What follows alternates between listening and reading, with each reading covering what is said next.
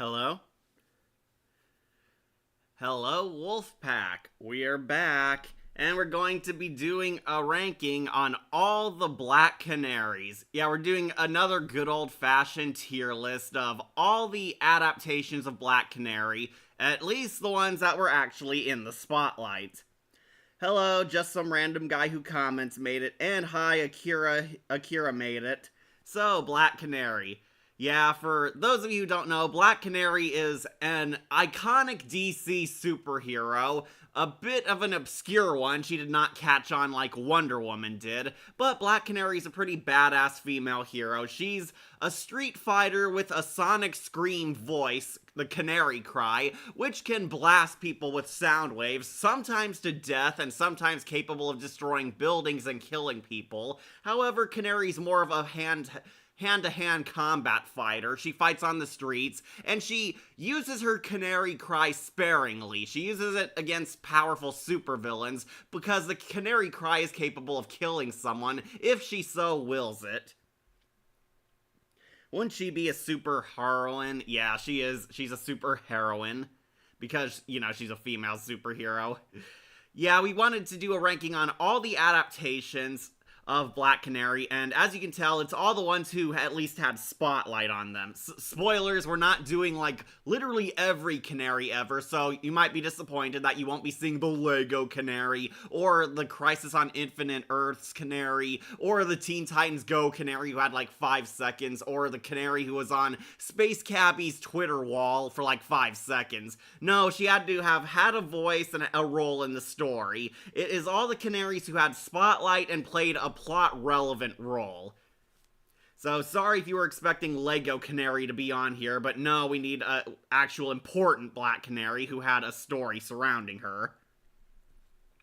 So, I'll explain how the tier list works in case you're new here and don't know how a tier list is. We're going to be ranking how great they are to bad they are for Black Canary. The top slot is Make Me Wanna Shout. These are the Canaries who are awesome. S tier, the badass, the best of the best, the greatest interpretations of Black Canary ever. Then we have Awesome Voice. These ones are good, but not perfect. They had a lot of great going for them. They are definitely worth your time. They're definitely good representations of the character, but they just had that missing sound that all of them had to make her S tier. Then we have Meta Meh. These are the average, the okay Black Canaries. They did the job, they're serviceable, but they had an equal amount of pros and an equal amount of cons. There were some scratches that hold them back from being any higher, but they weren't rock bottom terrible.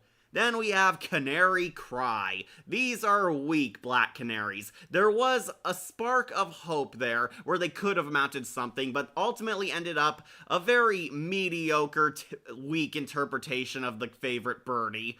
Yeah, they're lame Canaries. Then at the bottom we have bad. Drop kick to the next county. These are awful. These are F tier. These are the worst Black Canaries ever. And tragically, we will be seeing some down here. Thank you, Arrowverse. Petition to cancel Teen Titans Go. Yeah, people have been trying that for 10 years now. It's still going.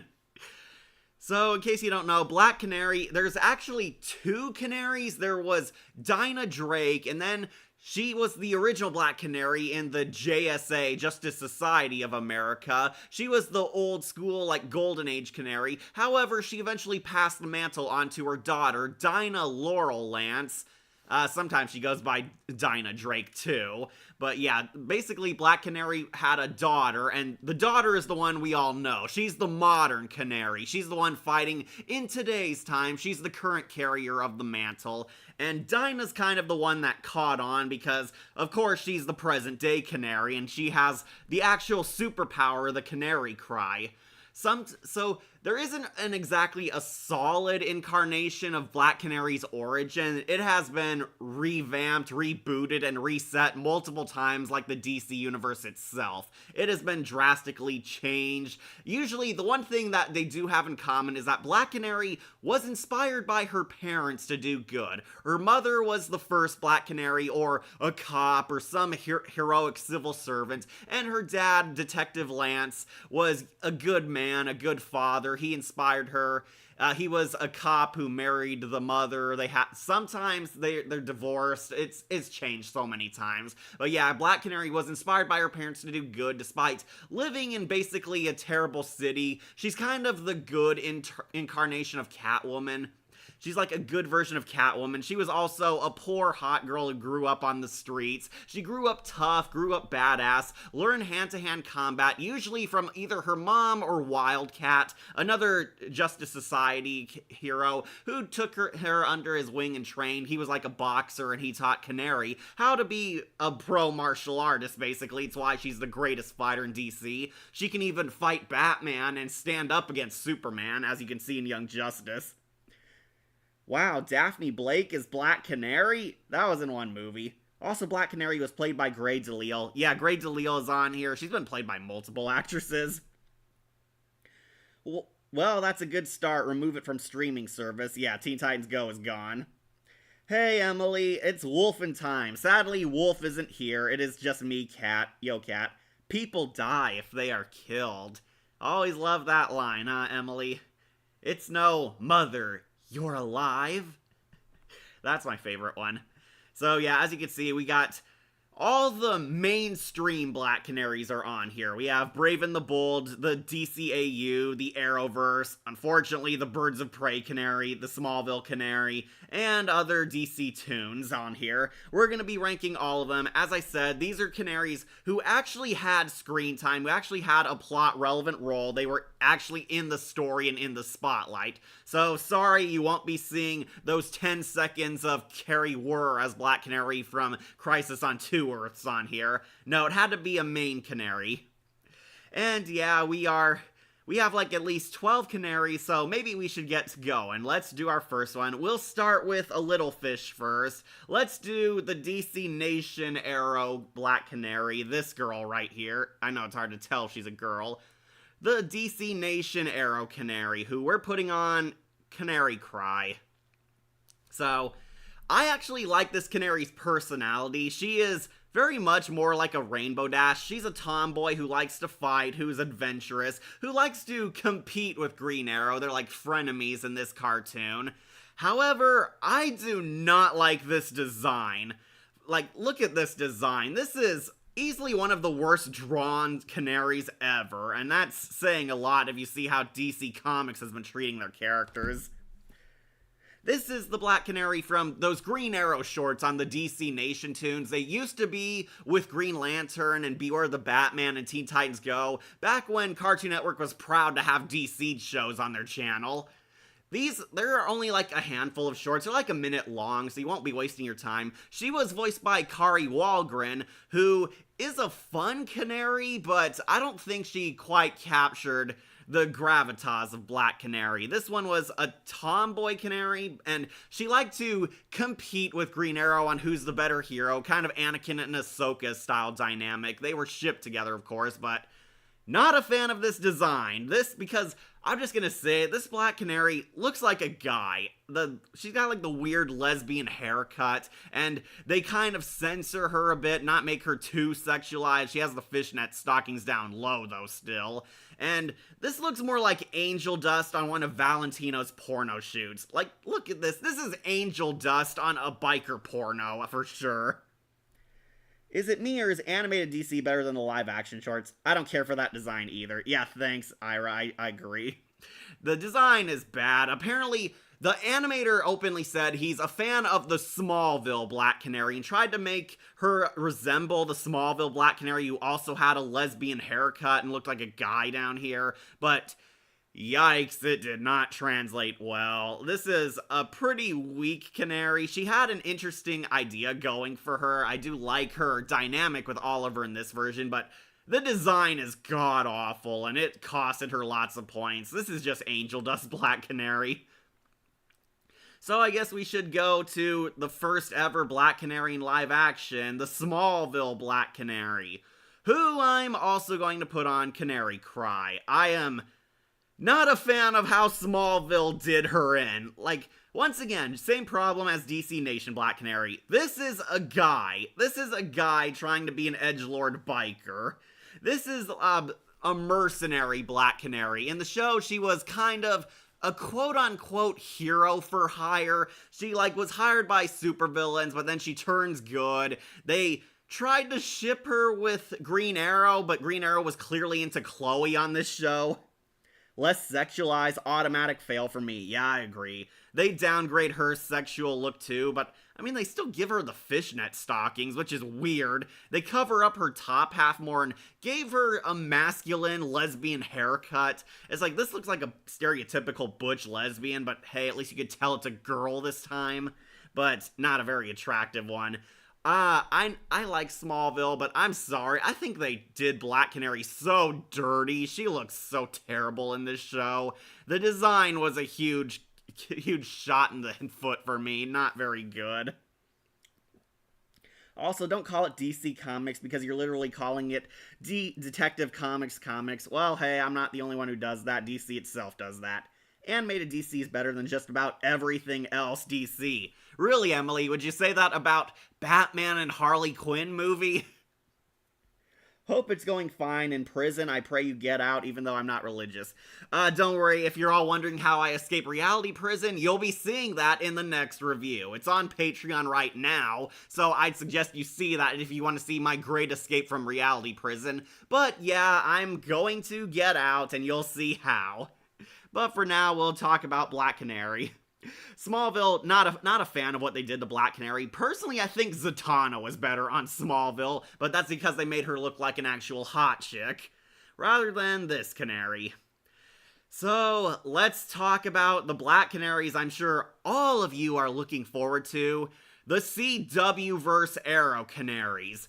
Arrow failed Black Canary. Arrow failed this birdie. Why? Because there is not just one Black Canary, there are 5 Black Canaries. They tried adapting Canary 5 times, and all of them failed. Arrow did not do Black Canary justice, and it hurts because she was one of the characters people were looking forward to the most.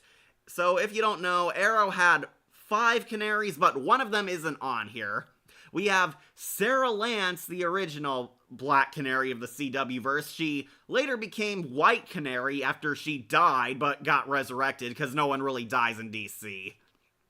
So, I suppose we should start with the first Canary of the Arrowverse, and that is, unfortunately, Sarah Lance, who I will put on meta meh.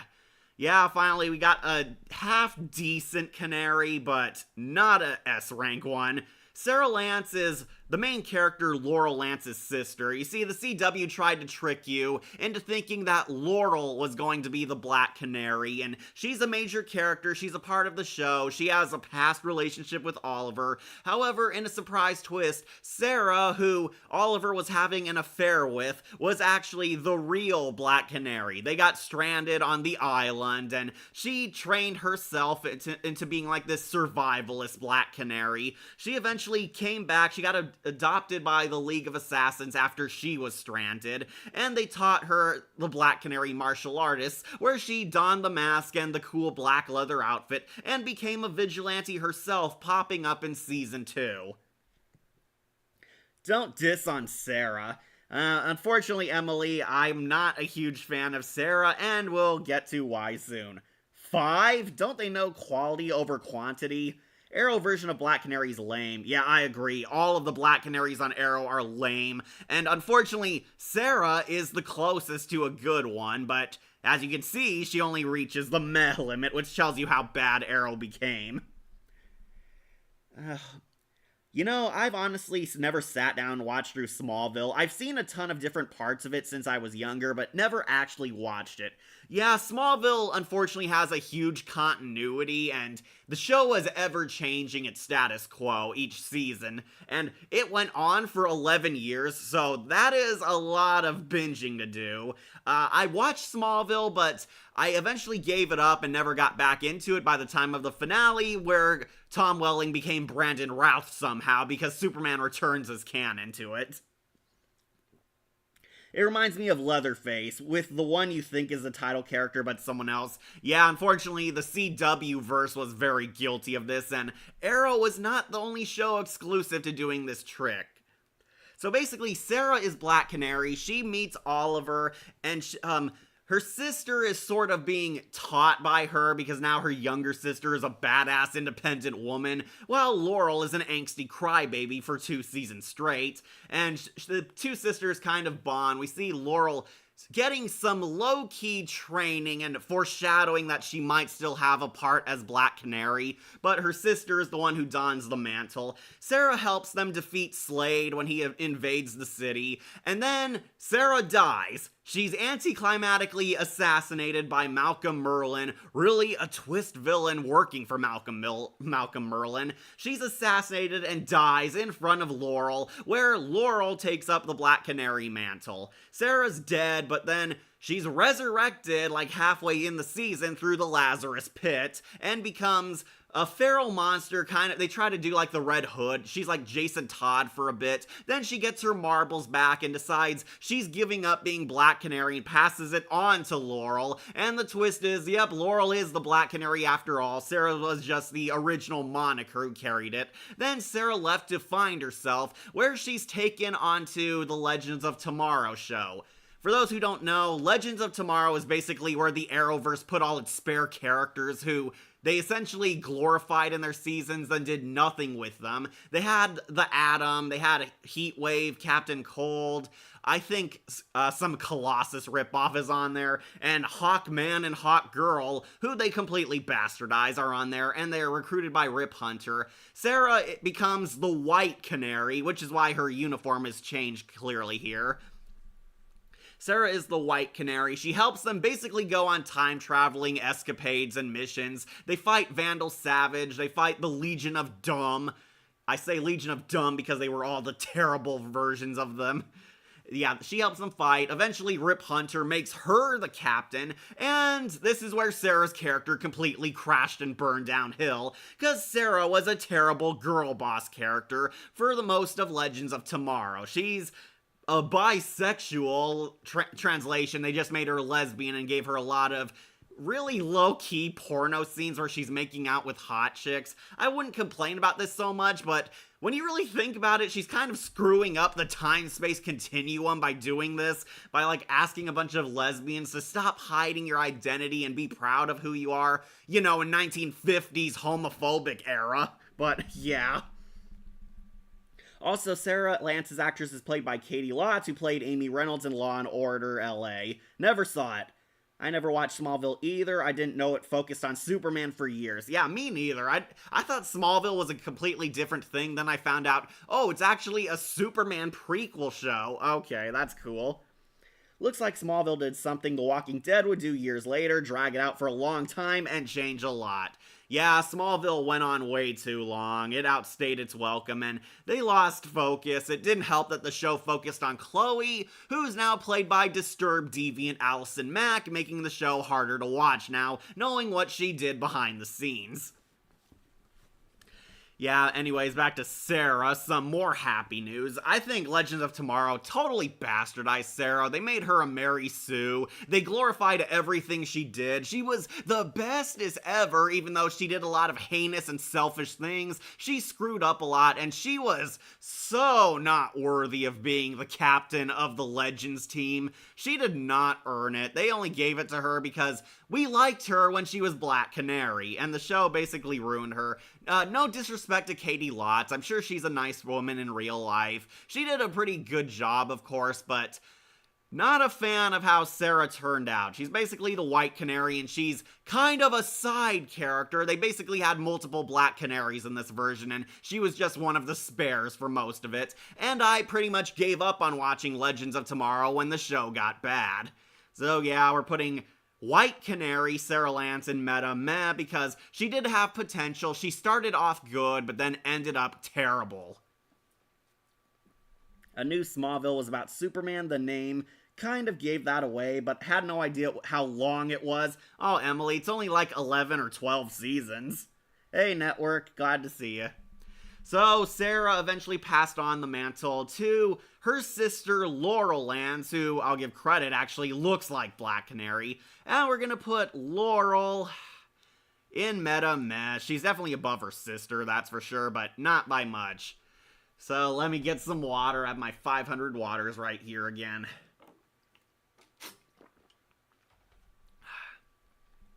Okay, so we'll talk about Laurel. Laurel was a mixed bag of a character. She did not start out very strong on Arrow. She got better, but then we reach a whole new mess later in her Canary debut. Laurel is basically Sarah's angsty, whiny sister. For season 1, they use her as a fake-out Canary. You're led to believe that she's going to don the mantle later in the show, but no, her sister came back and was the real Canary. Well, Laurel was kind of an angsty, whiny damsel in distress for 2 seasons straight.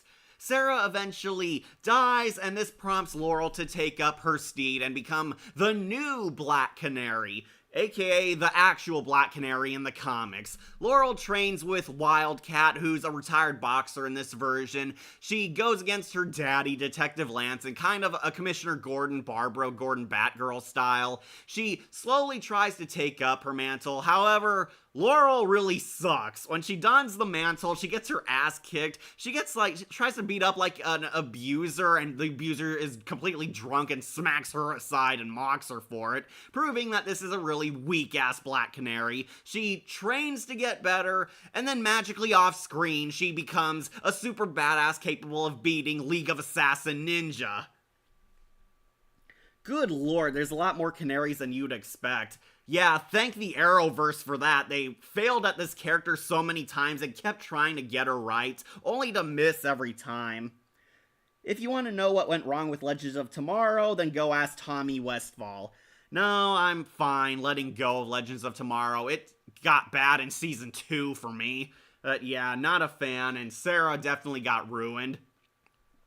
But we're on Laurel getting ruined. Laurel is taught by Wildcat, and she miraculously becomes the badass Black Canary. She's fighting League of Assassin Ninja and Damien Dark's Call of Duty Ghosts, and is capable of fighting people that even Green Arrow can fight now, which I do kind of call bullcrap on. It's like, I mean, I don't need to be shown her entire training, but there isn't even like a montage or like a line throwing away, and she's just badass all of a sudden by season 3. Yeah, Laurel becomes Black Canary. She's pretty good, and then we get to the problem. She was actually getting better. This is why people like Laurel. She was finally shaping up to be the greatest Black Canary. She actually earned her sister's mantle. She actually proves herself. She got episodes where she was competent, and she was a very fun and cool character when she finally found her wings. And then she gets killed. Basically, they fight Damien Dark, and there was this stupid subplot that one of the Arrowverse team members was going to die in the grave subplot. Somebody died, and the writers didn't even know who. They were going to write this as they went along. Somebody on Team Arrow died and ended up in the grave, and they decided it was Black Canary. Black Canary gets anticlimatically shanked by Damien Dark. He uses his Force Sith Lord powers, and he stabs Laurel and kills her. And then we get to the reason why the writers killed off Black Canary. It's Laurel on her deathbed gives Oliver her blessing to date Felicity. Basically, they killed off Black Canary, Green Arrow's canon girlfriend and wife, so they could ship Oliver and Felicity Smoke together. Laurel, how could this happen to me? Yeah, that was her character for the longest time. Yeah, Laurel gets shanked by Damien Dark, and she dies, anticlimatically dying, bleeding out. Yeah, what a great way to end your Canary, and Katie Cassidy actually is a good actress. She's very friendly, she's fun, she has a very charming acting. She actually did get better when she finally became Black Canary. And then they killed her off so they could have Felicity Smoke become the main girl hero. And Felicity Smoke really sucked because she was an annoying crybaby Jar Jar Binks Spotlight Hog. So pissed off. Yeah, Laurel pretty much dies, and that is the end of her Canary run. She ended up being thrown away in favor of Felicity Smoke, and her last words on the show are telling Oliver to move on and bang Felicity, because she loved him, but she's willing to let him go, on her deathbed. Yeah, terrible way of throwing Laurel out. Laurel could have been the greatest Canary ever, but they decided no, they wanted to chase the Felicity Smoke fanbase because Felicity Smoke was a self-insert of the nerdy fangirls who dreamed of sleeping with Stephen Amell. More anticlimactic than that one death from Game of Thrones Season 8. Which one? Yeah, Laurel's pretty much killed off halfway in the Arrow show, technically, and they decided to replace her. And that is the end of Laurel. So eventually, Laurel was replaced. We don't have Evelyn Sharp on here because Evelyn Sharp stole the Black Canary identity for like one episode. Then they beat her and she decides to become Artemis so the CW can butcher another fan favorite character. Yeah, don't worry, Artemis gets crapped on too, and we're not counting Evelyn Sharp. So after the Evelyn Sharp case, they decide to find a real new Black Canary where we meet Dinah Drake. And Dinah is going on meta meh. Dinah Drake is the real Black Canary, an actual metahuman from the Flash's city who suffered the nuclear accelerator mutation Big Bang thing, where she got her superpowers. Dinah Drake is a rogue cop who doesn't play by the rules. She becomes like her own superhero. She's underground, hunting people like associated with criminals who wronged her, basically. Dinah Drake became like the new Black Canary, and she actually does have a lot more of the Black Canary's personality. She is a tomboy. She actually has a cool demeanor. She wears black leather. She likes motorcycles. She can handle her vodka well, unlike those sissies on Team Arrow. She's really cool. I actually did initially like her. Dinah Drake becomes the new Black Canary, and she's actually the first that's a real meta-humans, so she has the canary cry. She's reluctant at first to join Team Arrow, but eventually they win her over. And then we get to the problem. As soon as they got her, they sidelined her for Black Siren. Katie Cassidy returns as a Laurel from an alternate multiverse where Black Canary was a villain. However, Black Siren undergoes a redemption arc to become the new Black Canary since fans were pissed that Katie Cassidy got thrown away. So they brought her back, making Dinah completely irrelevant. Bro, I forgot Artemis was even in that show. She also may have been in it after I stopped watching, dragged myself through season 4 because I liked Anarchy, but I just could not stand it come season 5.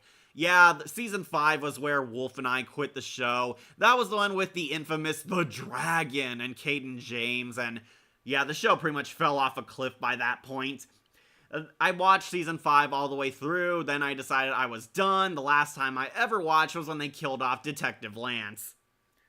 Explain who this is, please. Okay, Dinah Drake is pretty much like, she's a rogue cop. She got fired because she's too extreme. She has a bad attitude. And by that, I mean she's mildly rude and a tomboy. She's basically a former washed up cop who regains like her morals through Team Arrow. She joins Team Arrow, but unfortunately, she gets sidelined a bit as soon as Black Siren steps in, and the CW writers decided they wanted Katie Cassidy back, so they had this replacement character, only to have another replacement character replace this replacement character. What show is she from? All these ladies are from Arrow. We have 4 Black Canaries from Arrow because Arrow was terrible at writing Black Canary and all the attempts completely failed. They kept trying to do a new Black Canary and all of them epic failed. They did not capture the character, they did not choose one, and unfortunately the writing behind all of them was terrible. Black Canary was done so dirty on the Arrow show. And unfortunately, Dinah Drake was another one. Dinah was a replacement. She comes in, like, I believe season 5, at least. Like, her boyfriend is the Vigilante, who all of you might know from that John Cena show. Yeah, that Vigilante. In the Arrowverse, the Vigilante's like pretty much the Deadshot of Arrow. He's a hired professional killer, a master with guns, and he's the Dinah Drake, Black Canary's like arch enemy, but we find out in a twist, the Vigilante is her ex-boyfriend. And as you can guess, they pretty much get back together, even though the boyfriend is a villain. The boyfriend is changed through the power of love. He's working with Caden James and the Dragon, the current villains of Season 5. He helps them, but he gets discovered, and Black Siren executes him, making the two Black Canaries new archenemies because she tries to avenge her boyfriend's death. This puts her into conflict with Oliver and the good Team Arrow members. They have like sort of a civil war because the CW verse only knew how to rip off the MCU, and we had a civil war with Dinah Drake's Black Canary, and she has Vigilante and Mr. Terrific, I think Ragman, and they're fighting Oliver, Felicity, and Diggle, and Detective Lance, the good Team Arrow. They have a civil war. The rant of CW Arrow version of Black Canary, yeah, we're still on that. Not familiar with this franchise, but hi. Hey, Blacksmith Orange. Stopped by Season 5 of Smallville, just like how everyone stopped watching The Walking Dead during Season 7, whereas everyone stopped watching BB after the 5th season. Not sure what BB is. I'm sure you couldn't fit the show in. So yeah, she's basically a rival to Team Arrow for half a season. Then eventually they all come together and they turn over a new leaf. Team Arrow becomes friends, and Dinah Drake is kind of just there. She's hanging out in the background. We basically have two Black Canaries. I feel really sorry for the actress playing her because she actually captures the original Black Canary's personality so well. However, the writing did not do her justice. Basically, she becomes the good Black Canary and becomes the new police chief, I think. And yeah, she's kind of just there. She doesn't get any good character arc. She is completely sidelined when we meet Black Siren, who is, thankfully, the last Black Canary we have right now. And Black Siren, I'm putting on drop kick to the next county. This is the worst of all the Canary attempts. It is bad.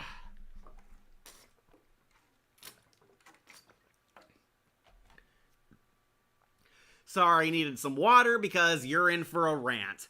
So, after they realized what a massive mistake it was killing off Katie Cassidy, they decided to bring her back through the Flash show first before bringing her onto Arrow. Breaking Bad. Oh, okay, thank you. I am waiting for Black Canary, played by Catwoman and Daphne Blake's actress. Oh yeah, we'll get to her right after this one. We're on Black Siren now. Who is the worst? I'm putting her... She's our first failure. Drop kick to the next county. She is bad. So, this character is introduced on The Flash because we find out the multiverse exists, and this is an alternate universe Canary where Laurel became an evil Black Canary, the Black Siren. She's brought in by Zoom, who uses her as an agent along with a bunch of other alternate universe counterparts of our favorite characters. She fights Team Flash. This is after the main Laurel died in this universe. The Flash team kicks her butt and traps her. Then she eventually in prison befriends Caden James and the Dragon and joins them in their anti-Team Arrow. And she's pretty much an evil Black Canary for Season 5. Then, completely out of nowhere, she turns good. Like, she is good. After she executes Vigilante, Dinah Drake's ex-boyfriend, she feels bad about it now and realizes that the Dragon is evil, and she doesn't like being bad. Keep in mind, this is the same woman who murdered a random girl on the street for her shoes. Like, Black Siren is initially a bloodthirsty psycho for hire, then she decides she hates being evil, and she turns good, and she undergoes a sort of redemption arc. Team Arrow captures her, and Dinah Drake wants to execute her for killing her boyfriend. However, Team Arrow wants to keep her alive and redeem her because they're the good guys. They can't kill her, even though Oliver's massacred like half the criminals in Star City. And Black Siren basically becomes good and pretty much takes over as the new Laurel in this universe. It is completely out of nowhere. She is suddenly a good guy. It is as bad as the Steven Universe redemption arcs. She's a bad guy who suddenly decides she's not bad because she has a sob story, and she's good now, effectively becoming the replacement because the show wanted to keep Katie Cassidy around. And as much as I like Katie Cassidy, this was trash. This was not a good Black Canary. She is awful. They look at her design too. They gave her like a lesbian haircut and pretty much revived the Smallville Black Canary because this is what she looks like, and she looks awful. She doesn't even look like Black Canary. It's like the first outfit actually looked good on her, but nope, now she's whatever the hell this androgynous thing is, and she does not look good, and she's kind of just there. She and Felicity were going to set up a female Birds of Prey show, but those plans went absolutely nowhere because the CW lost control of the DC plot. My phone froze, wanted to say Vigilante on Peacemaker was great. Hope you look like he walked off the set of Kamen Rider and was living his best life. I vaguely remember the Arrowverse one, homie. Yeah, the Arrowverse was trash, Emily. People forget that a lot of DC characters were in the Arrowverse. Hell, King Shark was on The Flash, and people already forgot that in a week. It looks like he was trying to throw together a Jason costume with some stuff he found at the local dump. Yeah, that was bad. Here in time for a rant. Hey, Jon Snow, we're wrapping up the Arrowverse canaries, and Black Siren is the worst one. Yeah, just look at her. She's hideous, and they pretty much rendered her a non-character. She and Felicity become the quote-unquote Birds of Prey of the CW verse, and they were going to get their own spin-off with Thea and Oliver's daughter. Spoilers, those plans went absolutely nowhere because the ratings for Arrow dropped off a cliff. And Black Siren sucks. She is bad. I'm putting her as the first bad Black Canary. Dropkick her to the next county. So we're finally getting to some good canaries. I guess we should start with the one that people wanted to see with Grey DeLisle, Brave and the Bold Canary.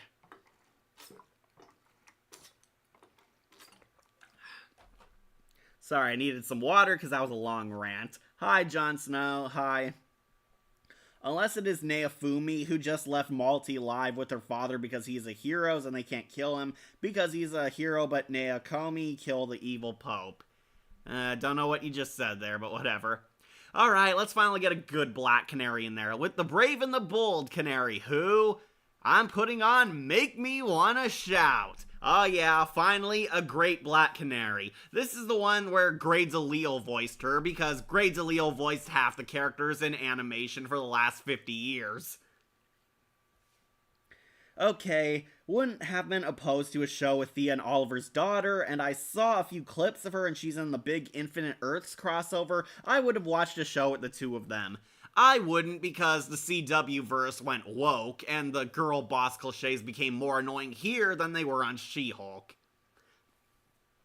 But let's talk about a good Black Canary, the Brave and the Bold Black Canary, who is on Make Me Wanna Shout. I don't get what Bodhi doesn't see in her, because I think she's just as hot as the DCAU Canary. This is pretty much the classic Black Canary, the badass hero, the tomboy, the kick-ass, flirty but yet confident superhero. She is the daughter of the JSA Black Canary. She is pretty much Dinah Laurel Lance done completely right because she's comic accurate. This Black Canary is one of the team members of Batman's Justice League. She clearly has a crush on Batman, even though Oliver simps for her in this show, and it is pretty hilarious remembering how this was on the same time as Arrow, and like, she was simping for Oliver on Arrow, but now Oliver's simping for her on Brave and the Bold. This Black Canary is cool. She's suave, she's flirty, she's confident, she's not afraid to fight, but she's also got, like, this suave, like, professional demeanor. She's really cool. Grey DeLisle has an awesome voice because I don't think Grey DeLisle's ever given a bad performance ever. I remember that I hear Black Canary have a musical singing and I see her. Brave and the Bold Canary is lit like a sexy firecracker. Yeah, finally. A blonde Daphne Blake. Yeah, I could definitely see that. Daphne did briefly become her. No, I think Daphne became Batgirl in that movie.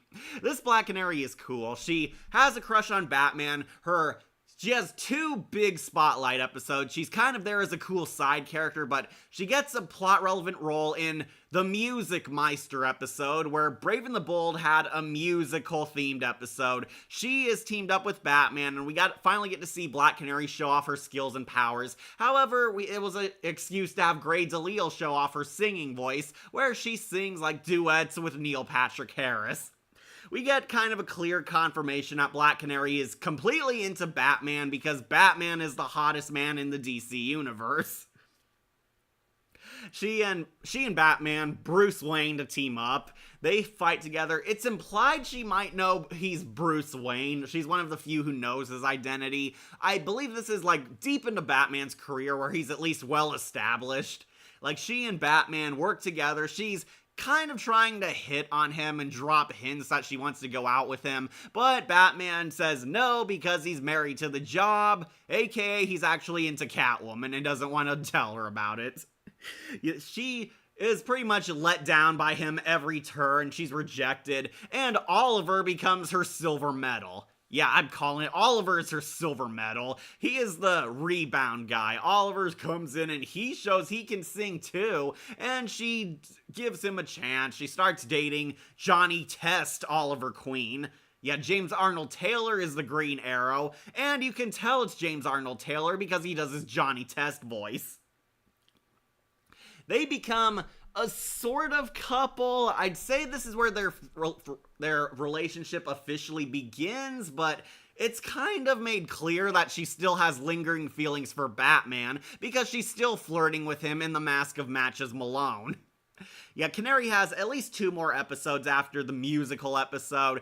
We get the one where the JSA meets the current Justice League, and we find out Black Canary's mom, Dinah Drake, was the first Black Canary. However, she died, and she asked Wildcat for a dying request to take care of her daughter, Dinah Laurel Lance, who is the Black Canary we see now. She dies, and Wildcat made a promise, and Black Canary tries to show Wildcat that she's grown up now. She thanks him for helping train her and raise her right, and she says that she's now her own hero, and they finally respect each other as, like, both competent heroes, sort of. The JSA is, like, getting kind of disrespected at first by the classic Justice League, and they eventually gain respect and show they still have it. They can still fight, and Wildcat and Black Canary have the strong kinship because Wildcat is pretty much Black Canary's father figure in most DC shows. He's the guy who trained her, who taught her how to fight, and they both have like a father-daughter kind of bond. James Arnold Taylor's also Obi-Wan. Can you do a Scooby-Doo tier list? I would, but I have not seen every Scooby movie ever, which is why we haven't jumped at the chance. It's a shame that Catwoman didn't get voiced by Grey DeLisle Griffin. Yeah, Grey DeLisle was a great Catwoman, but honestly, I do like Nika Futterman. Nika Futterman's got a really sexy voice too. Loved her as Lady J, but she was definitely a decent Catwoman. I did have her on my top 10 Catwoman list.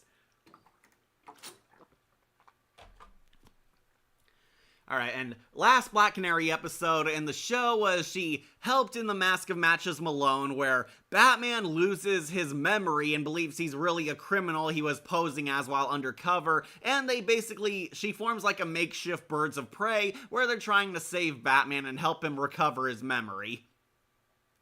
Like, Batman has amnesia and believes he's a real gangster. Black Canary, Huntress, and Catwoman all team up and they make a sexy girl team. And it is an awesome episode. It is really good. One of the last great things Gail Simone ever wrote before she went nuts. It is a pretty good episode. Black Canary is, of course, suave, cool, and sexy, and I do like her petty bitch rivalry with Catwoman because tee-hee, birds and cats don't get along. You should call one of the bad tiers of Scooby-Doo if you don't Scooby-Poo. Ha ha ha. Also, Birds of Prey. Yeah, that canary's sadly on here. We'll get to that one. Black Canary is pretty cool. She doesn't come back until the Scooby-Doo meets Batman movie, and she's once again, another cool side character. She gets lines. Grey DeLisle shows off how great of a voice actor she is, as Black Canary bounces off of Daphne pretty well. It is hilarious how Fred crushes on Black Canary, but Honestly, can you blame him? This is a pretty hot design for her. Really love that classic Black Canary look. She looks pretty cool. I will put her on Make Me Wanna Shout. This is a great Black Canary. But you know who's not great? The Birds of Prey Black Canary, who are putting on Dropkick to the Next County. This is Journey Smollett's Black Canary from the Harley Quinn movie, which had the Birds of Prey as co-stars on it. It's really called The Birds of Prey and the Emancipation of One Harley Quinn, where it's a movie where the Birds of Prey are barely in it. Hang on, I'll be right back.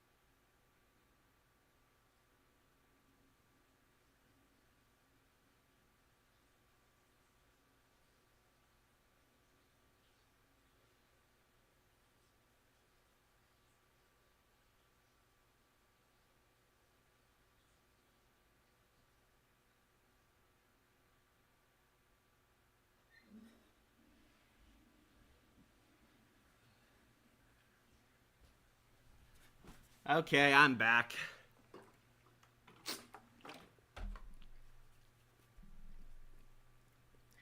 Everyone get ready for a jump scare. Nope, that didn't happen. Also, it feels like Daphne Blake found her cousin who have the same voice. Yeah, I wish they had more interactions in that movie. Also, is the DCEU Black Canary on this list? Yeah, she's right here. Everyone get ready for... Okay. Whoa, whoa, whoa, buddy. It's the fantabulous emancipation of one Harley Quinn. Yeah, I don't care about that movie. Hey, Emily. Yo. The awful emancipation of Harley Quinn. Is it really awful when you want to get rid of Harley Quinn from your life? Also, Jennifer Tilly should have been Harley Quinn in the Birds of Prey movie. I like Jennifer Tilly, but I don't think she can do the stunt work that Margot Robbie could pull off. Yeah, this... If you couldn't tell, this is the Snyderverse Black Canary, and she's awful because, as you can tell, she doesn't look a damn thing like Black Canary. This is Journey Smollett, I believe is her name. She's Black Canary, where she basically plays third banana to Margot Robbie's Harley Quinn, because the movie is really a Harley Quinn story where the Birds of Prey are co-stars on it. This Black Canary is... pretty much, she's like a total loser. She's like this wannabe singer who sings at Black Mask's nightclub. She wants to be famous. She's afraid to fight crime, even though her mom was a badass cop back in the day. Her mom was like a badass cop back in the day, and it inspired her to be a good person. And this Black Canary is, at first, afraid to fight crime. She's a stand-in for women afraid to speak up and shout back at those evil, toxic men who rule the world and have destroyed the city and whatever. And she basically, quote-unquote, gets her voice through the Canary Cry, where she finally fights back and joins the strong, independent Whammons Birds of Prey, which is pretty much just Harley Quinn's crew of idiots. Like, she's a singer at Black Mask's nightclub, but she feels pity when Cassandra Cain, who is not the badass Cassandra Cain, but a fat, annoying idiot girl who swallowed a diamond because she's fat and stupid, she's getting hunted by Black Mask, and Black Canary takes pity on her and eventually helps side with her, helps try to save fat Cassandra Cain from Black Mask's wrath, and they become the Birds of Prey, sort of. They never don their costumes, they do not look a thing like their comic counterparts, and Black Canary pretty much does nothing but crack stupid jokes. She throws some punches, and she gets her Canary Cry once in the movie, then never uses it ever again, because the movie needs Harley Quinn to be the real hero. Chucky would be jealous, yeah he would. I like Jennifer Tilly, but I think she should be the voice of Harley, and Margot Robbie is perfect in live action, except when she's Barbie. Yeah, I said it, Emily. Burn. Also, it is lame, like its Diet Orange screams soda of Black Canary. Yeah, definitely. Alright, I'm here. What did I miss? Hey, Christopher, we're getting rid of all the bad Black Canaries. We did all the Arrowverse ones, the Smallville one, the DC Nation one, Brave and the Bold one made it up top, and we're on Journey Smollett from the Harley Quinn movie, the Snyderverse one. You know, that movie, the girl boss movie everyone forgot in a week. And weak perfectly describes this Black Canary sucks. This might be the worst one on this list. I do not like her. I think she is a god-awful Harley Quinn.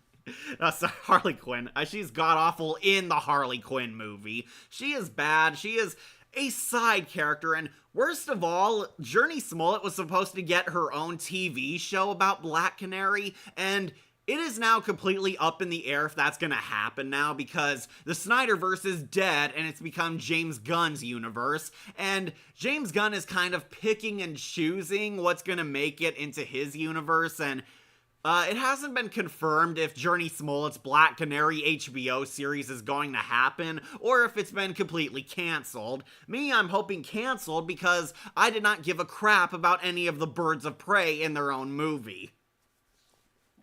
I highly doubt it will happen. Yeah, most likely. Just you wait until I'm healed enough to walk again, Cat. I'll remember them fighting words you just said. Looking forward to it, Emily. Looking forward to finally dissing Freddy with you. Yeah, sorry, we were gonna do Elm Street like last year, but that's been delayed because I want Emily Alucard, but she's got some problems on her end she needs to overcome. So don't worry, Emily, we'll wait. We can wait. We got Goosebumps to do. But yeah, we're doing Black Canary first, and Journey Smollett's terrible. I do not like her Black Canary. She doesn't look like Canary, she doesn't act like Canary, she doesn't talk like Canary, and she pretty much gets no time to shine as Black Canary because it's Margot Robbie's vanity project. Don't watch The Birds of Prey, it is terrible, and it appropriately has one of the worst interpretations of Black Canary. Alright, looks like we got some good ones finally. So what should we do next? Injustice Canary, the DCAU Canary, Young Justice Canary, or the Tomorrowverse Canary?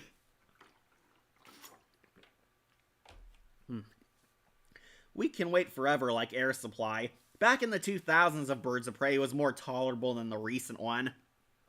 Yeah, I do remember people talking about that show. Spoilers, none of the Black Canaries from the Birds of Prey 2000 show made it on here because they technically weren't Black Canary, but characters based on her, so I guess they didn't count. Hell, at least Huntress was Batman and Catwoman's daughter. She was played by Journey Smollett, who played Denise Frazier in Full House, Jasmine Delancey in The Twilight Zone, Ovation, and Phoebe and Jack. Yeah, Wolf hasn't gotten to that episode yet. Yeah, big ups to the Birds of Prey TV show, my fellow students of culture, rise up. Yeah, sorry, that Canary did not make it on here because I guess she didn't last long enough to be the Black Canary. Alright, we'll do the Young Justice Canary, who I'm putting on awesome voice. This was definitely a decent Black Canary. I know some people are going to be so upset that she didn't make it higher, but I have my reasons. Vanessa Marshall is Black Canary, and honestly, the show did a pretty good job. Greg Weisman is a huge fan of Black Canary. He openly proclaims that she's his favorite character. I think it's because she's hot, because everyone wanted to do Black Canary. She's hot, she's cool, but Greg Weisman did give her a great character. She's basically the therapist of the Young Justice team, aka the Teen Titans, but we're not going to call them the Teen Titans because we don't want a lawsuit. So a Full House actress was a terrible version of Bird of Prey. Yeah, she was. A lot of actors from Full House were terrible in something. Young Justice Canary, I do think is a decent one. I thought she was so cool. She's the teacher to the Teen Titans team. She puts Connor in his place. He puts a stop to his anger. She's the therapist to the team when they have their struggles, have their doubts, undergo emotional trauma, and she's pretty good at it. This Black Canary is a lot more down to earth, a lot more friendly. She's back to the Street Fighter Canary. She is suave and cool. I think Connor did have a crush on her because Megan role plays as this Black Canary, and they have that weird moment where Black Canary and Superboy made out, but surprise, it was Megan doing some foreplay. Young Justice Canary is hot. They could have called them the Teen Titans. Yeah, maybe. Or maybe the Adult Titans. I mean, yeah, most of them were pretty much in their 20s, but yeah, they were supposed to be teens because they were in high school in the first season. Second season onward, no, half of them are adults. Dick Grayson was clearly in his mid-20s by then. She's technically not a main character, but she is an important part to the Young Justice story. She basically helps the team overcome a lot of emotional turmoil. She is a warrior therapist. One of my favorite scenes is where she confronts Clone Roy Harper and she pretty much beats him and nearly kills him and says, "That was me holding back." Way back. As yeah, Canary is pretty much competent fighter in this one. She is so cool. She helps Beast Boy through his infamous depression arc, which was trash by the way. Unfortunately, she does not make it to S rank thanks to the final season. The final season of Young Justice, season 4, is the worst. I actually thought season 3 was okay, but then after we got to season 4, it went downhill, man. It got bad. It got so bad. They bastardized the characters, and unfortunately, even Black Canary was not exempt from it. The base team from Young Justice, I believe, was the original Teen Titans, but the Young Justice team does not exist in the comics by the same name. Yeah, like a lot of superheroes. So there's very few good live-action Canary. Yeah, I don't think there's ever been a good live-action Canary. All of them have been pretty bad. The cartoons did Black Canary so much better. Want to do Miss Martian tier list? Aren't there only 3 Miss Martians? There's the Supergirl Miss Martian, the Young Justice Miss Martian, and that Justice League versus the Fatal Five. That's it. Justice League versus the Fatal Five Miss Martian, who was pretty much barely a character in that. So, no, there are not enough Miss Martians to do. So Vanessa Marshall also voiced Danica LeBlake in What's New Scooby-Doo, Diamond Head and Forearms Gwen version in Ben 10, oh cool, Vertigo and Spectacular Spider-Man, I don't remember who that was, and Medusa in Avengers Assembled. I have not seen that show because Earth's Mightiest Heroes is way better. Also voiced Joey, Wonder Woman, Giganta, Reporter, Teller in the Harley Quinn tune, yeah I did know that, and Poison Ivy in Brave and the Bold and Lego Batman. She was also Poison Ivy in Young Justice. The woman who played Emma for Once Upon a Time could be a good Black Canary. Yeah, it's a good idea, but you know DC's not gonna jump on that because they're idiots. So there needs to be at least 4 or 5 more to go on this list. Yeah, at least 5, I would say. I would do a tier list for at least 5. Unfortunately, we have not gotten that many Miss Martians yet. I'm sorry, we're not doing her.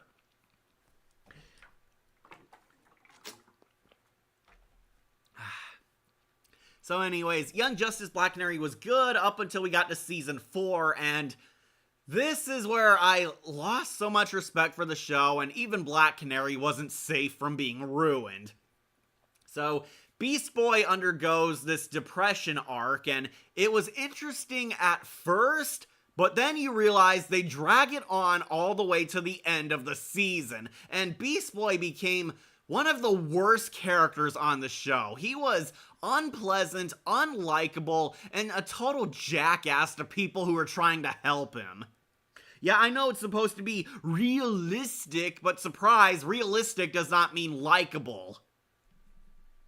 Also, Samus Aran in Metroid Prime. Oh, good for her. Best role for her. Not doing Miss Martian yet. Yeah, we might have to wait for years of DC crap to come first. Captain Marvel tier list? We all know Brie Larson is going to be an F tier. No point. Maybe Wonder Woman tier list. I'll think about it. My friend really wanted me to do Black Canary because she's so underrated, and I didn't mind giving her spotlight. Unfortunately, I don't think people are into my top 10 DC character list. Those have not done very high views, and they take a lot of time, and I don't want to waste time on something that people aren't really gonna watch. So we're doing like more tier lists, so to save us time and get to me giving my thoughts real quicker, rather than waiting for weeks for a video. So, Black Canary is finally, miraculously, the only one who helps Beast Boy through his depression through really basic bitch therapy. It did not take a lot. She just finally confronts him over it, and Beast Boy finally breaks down crying because Greg Weisman is Black Canary. Black Canary is Greg Weisman's favorite character, so of course she's the only one who succeeds in getting through to him. And yeah, it is an anticlimactic, lame-ass ending to a story arc that went on for way too long. Black Canary is the bestest ever and finally helps Beast Boy come to grips with Connor's death, which is meaningless because Connor was never dead, making the whole depression arc completely pointless. Agree, Cat. Don't stress yourself, man. Yeah, sorry, I'm just really overthinking. Also, I see that Clayface now have Wonder Woman God Power from her Mystic Clay. Oh, that's lame. I saw a clip of Beast Boy's depression, and yeah, he didn't have the best attitude. I hated him, man. He was awful. I think Megan had a better depression arc in Season 1 of Young Justice. Also, Black Widow and Earth's Mightiest Heroes. Yeah, great show. Vanessa did a good job. My friend Bodhi likes Nika Futterman as Black Widow more, though. Oh, but it doesn't stop there. After she anticlimactically helps Beast Boy get over his depression and turn him into a soy boy, Black Canary drops one of the cringiest lines in a show full of cringe lines. She talks with the adult members of the Justice League and says, "You know what would help our kids? If we constructed a safe space on New Genesis." A safe space for super kids on New Genesis. It is so stupid, and that costed her the S rank. That was one of the dumbest things I've ever heard, and it was stupid, man. It is stupid. The fact that Black Canary is saying we need to build safe spaces for our superhero kids who have to beat the shit out of psycho criminals is one of the dumbest things I've ever heard. And they're gonna build it on New Genesis? Oh yeah, New Genesis is going to open up safe spaces for humans who need to deal with stress like Trump becoming president, because that's a good use of your money and resources of superheroing. What's stupid about that? Okay, why would New Genesis open up safe spaces on their planet for aliens? This is like if Britain opened up safe spaces for spoiled American teenagers to come over to cry about Trump. It's a waste of money, a waste of resources, and why the fuck would a nation give a crap about another nation's first world problems? That is stupid. It is stupid. Young Justice Season 4 is stupid. And yes, it costed this Black Canary the S rank because the fact that she said that line is retarded. Between Brave and the Bold Canary or the DCAU Canary, who do you think is better? We'll be answering that when I rank her. We need a Catwoman tier list. We already did do a top 10 Catwoman. Just go watch that video because I'm not going to be ranking them all because you already know who my favorites are. Lol, you almost said Breaking Bad's depression. Yeah, I did because someone used BB twice. Also voiced Shiva in MK11. Oh, I did not know that.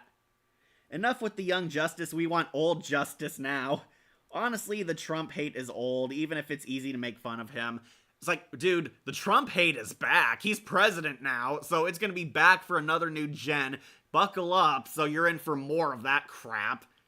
So, yeah, Young Justice Black Canary, I almost like her so much. Love her design, love her attitude, love Vanessa Marshall's voice. She is cool, she's hot, she kicks ass. Unfortunately, Season 4 ruined everyone in Young Justice, and Black Canary was not exempt from that, so she makes it to awesome voice, which you all should be thanking me for because I could have dropped her much lower like the Arrowverse Canaries. So she's good, but could be better. Alright, so down to the final 3. So let's talk about the Black Canary I know everyone loves, DCAU Justice League Unlimited Black Canary, who is, make me want to shout, she is the best Canary, she is the top one. This, I don't think anyone's gonna argue with me, is the greatest Black Canary of all time, and still the #1 of all her adaptations. I heard that decades from now, Trump will be seen as a good president who left a great impact. Yeah, I agree. I hope Vanessa Marshall should be on Death Battle soon. She might be too expensive. I noticed they don't get a lot of famous voice actors because they would have had them reprise their roles for Death Battles, but no, they get like really good sound-alikes to voice them instead. Anyways, DCAU Black Canary, she is the bomb. She is the greatest. She is hot. She is cool. She's suave. She's confident. She's sexy. And she's a full-blown badass. But it helps that she's also the best interpretation of her character. Black Canary, voiced by Morena Baccarin, I think is her name. She played the hot chick in the Deadpool movie. She's Deadpool's girlfriend, Vanessa. She played the hot chick on Firefly. She played the hot chick on Gotham. She's Dr. Leslie Tompkins, who was revamped into a hot chick. And surprise, she's also good at voicing the hot chick as Black Canary in Justice League Unlimited. Bruce Timm really fought tooth and nail to get this character adapted. Black Canary was actually going to appear on Batman the Animated Series. They had her design reused as characters. She's one of the girls who asks Bruce Wayne out at a dance, and she's a prostitute on Return of the Joker. She has cameos here and there, and a girl who vaguely looks like Black Canary, up until they finally got the go-ahead to use her on Justice League Unlimited. The Justice League, after the devastating invasion of the Hawk people and the loss of Hawk Girl, they decide to expand the league into an unlimited league, and Black Canary is one of the new recruits. Also, they had Bryce Papenbrook in Death Battle 2 times. Okay, cool. My personal waifu DC-wise, or at least one of them. Yeah, the Bruce Timm and Paul Dini universe has so many epic waifus. I actually might do a tier list on all of them. All the hot chicks of DC animated universe, and Black Canary is definitely one of them. JLU Black Canary was the first Black Canary I was exposed to, and she was awesome. She has a hot design, she had a great fighting style, and yes, she was a badass. I agree, this is the best. Also, Morena Baccarin, the actress of Black Canary, who played Cheetah on Brave and the Bold. Yeah, I remember that. I got that episode. Now I have to ask, what year era-wise does the Justice League Unlimited take place? Well, that's the thing. I think it's supposed to be kind of timeless. They're not very topical except for a few scant moments. That's what made Justice League Unlimited and heck, the animated universe as a whole was so awesome because they didn't get topical with all their stories. There were some moments like they referenced George Bush once, but it's one of those things where you could watch it at any time in any era and get into it. And I miss when shows were like that, where they didn't talk about things that were happening now in a current time period. It's why a lot of current shows are so trash, because they won't shut up about Trump or women's rights and a lot of topical stuff that's going to be dated in a week. So I prefer thinking it's timeless and not knowing. Also played Talia al Ghul on Bad Blood. Yeah, terribly. One of Morena Baccarin's worst roles ever. Guess they learned time travel. Also, which George Bush would have been, the first or second? I think it's the second because his secretary is a black woman. Clearly Condoleezza Rice, if you know who that is. And yeah, it's implied it's the Bush era. They do reference, or allude to the Patriot Act because the government is watching people and they think the Justice League are terrorists against them or something. It's like, yeah, you could tell. But anyways, Black Canary is awesome. She is recruited, and Green Arrow almost quits the team in the first episode up until he sees Black Canary and how hot she is. Then he decides, okay, maybe I might stick around longer. Haha. And Black Canary doesn't get an official voice until later, I believe in season 2, but it's season 1 if you own the DVD set. She gets a voice later in the show where we finally get a spotlight on the side characters of the Unlimited Justice League. Black Canary finally gets introduced. She's trying to help Wildcat escape from Roulette and her hold over him. Wildcat is in underground cage matches, having boxing fights with supervillains, and he likes the attention, he likes the adoration. He's actually gaining fame and recognition despite his old age, and Black Canary thinks he's going to end up turning into a villain and joining a bad crowd the longer he stays in there. So Black Canary eventually gets Green Arrow to join her and help save Wildcat, and we get a lot of the great moments of Black Canary, her being sexual and hot while she's being shipped with Green Arrow. There's a lot of iconic scenes which made a lot of childhoods, helped a lot of boys gain their first DC crush, helped a lot of girls discover if they were a lesbian, all that good stuff. She is very hot. Bruce Timm knew exactly what he was doing, and most of the women in the DCAU are hot as heck, and Black Canary is definitely one of them. She uses her looks to charm Green Arrow, basically, but we see she's kind of underhanded. She does play him, she outsmarts him, she hustles Green Arrow, she loses on purpose, and then beats his ass the next time when she has a wager, and tricks Oliver into helping her. Also, Michelle Weaver, Phineas Lowell in Twilight Zone Downtime. Not sure if Wolf did that one yet. I believe it was supposed to be within what at the time would have been modern era, i.e. late 90s, early 2000s, but the show keeps itself pretty broadly applicable. Yeah, that's what made it good. If you get a double date between Catwoman and Black Canary, who do you choose? Oh, Catwoman, definitely. I love Selina way more than Black Canary. I mean, did you see my waifu list? This Black Canary's first scene is putting on her pantyhose, and I was automatically hooked on her. Yeah, weren't we all? Both to that and Akira. Yeah. So, we do see how Black Canary and Green Arrow formed their relationship. If you don't know, Black Canary and Green Arrow actually are a couple in the DC comics, and Unlimited was basically showing us how they were going to get there. We see them dating, we see them forming their bond, we see them falling in love. Black Canary at first does use Green Arrow, but she grows attached to him. Green Arrow proves he does like her, proves he is a good man.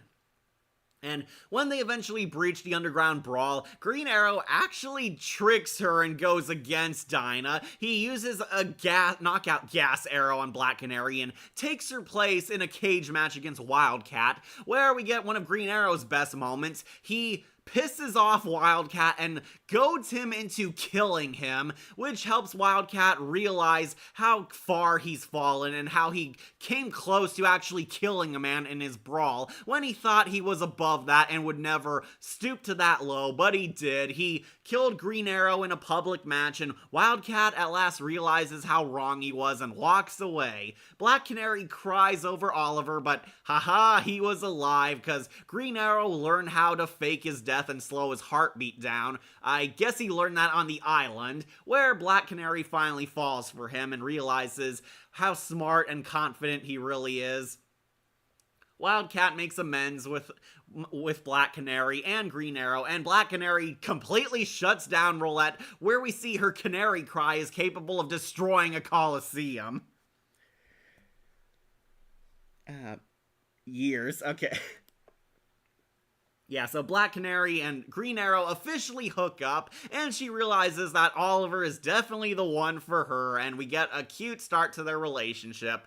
They don't come back until Double Date, where the Huntress in question work together to assassinate a mob boss who, unfortunately, Black Canary and Green Arrow are being forced to protect because he's got like intel on the crime syndicates and yada yada. However, we get more cute interactions between Black Canary and Green Arrow. We see definitely a couple, and it is a fun Gail Simone story, I will say, because Gail Simone actually is good at writing, but when she wants to be.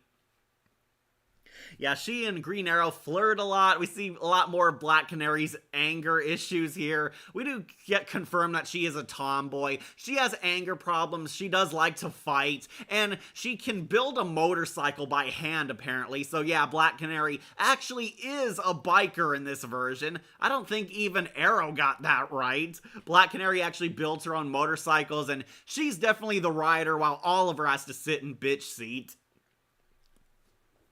And everyone's favorite part, Black Canary forms her rivalry with the Huntress. Huntress in question tried to assassinate the mob boss. They get into a fight, and Black Canary pretty much kicks Huntress's ass easy. Like, she is so cool. I do like, one of my favorite lines from them is when they're fighting, and Huntress has the upper hand at first. She's hitting Black Canary back, and she says, "I thought you were supposed to be some great fighter." Then Black Canary catches her and sucker punches her through a car, and she says, "You heard right." And yeah, that is so cool. That Black Canary is awesome. Even Green Arrow knows how badass she is. He says, "You stay back or I'll sick Black Canary on you. Don't think I'll do it. She bites." She's so cool. DC equivalent of Rainbow Dash from MLP. I would say the DC Nation version of Black Canary was more like that. Like Daphne Blake get a sexy scene on Mystery Inc. and Batman the Animated Series, Justice League and Justice League Unlimited always show the spicy side. That's what made it so great. They were definitely boys' cartoons, back when we weren't afraid to have boys fall in love with women. I like the relationship formed between Question and Huntress in that episode. Yeah, while this is happening, Huntress and Question get like the A-plot, where we see them becoming a couple too, and we see Black Canary and Green Arrow becoming a couple. They're already at the making out stage, as we see them literally sitting in a tree, kissing. Yeah, Black Canary has fallen well head over heels for Oliver in this point, and they've become a couple. I do like that they're chasing them down, and Black Canary's bike gets destroyed, and the first thing she does is blame Oliver for making her lose her rad motorcycle, and even though Green Arrow saved their lives. And John thinks Huntress is the crazy one. Best Oliver comeback. We see Black Canary kicks ass. They fight the mob boss. The mob boss makes a break for it and weasels out first chance he gets. He's trying to escape. We see Black Canary use the canary cry, and it's a very cool scene. However, the mob boss is too OP because Stephen Mandragora is basically the kingpin in DC. He easily withstands the canary cry, and we do see Black Canary has a limit. She doesn't use the canary cry because it takes a lot of energy out of her. As soon as the canary cry, she overuses it and it fails her. She eventually passes out and loses her voice. Oliver has to protect her. Huntress steps in, and Huntress finally gets the character moment where she realizes that killing him makes her no better than the villain, and she settles on hurting him, but lets him live. But why DC lower down sexy scenes this year? Because it's for little kids. Yeah, that is the problem. They can't make sexy women for boys anymore because they think it's objectifying women, and little kids aren't interested in sex. It's yeah, that's why you have preschool DC shows, and you have shows for older kids who are past 10 who like watching cartoons, and Justice League was one of them. It's yeah, I do miss when we had hot women in Justice League, the DCAU. Earth's Mightiest Heroes had pretty hot women too. I love Wasp and Miss Marvel Carol. But yeah, we had to tone it down because yada yada, people will get cry and be offended.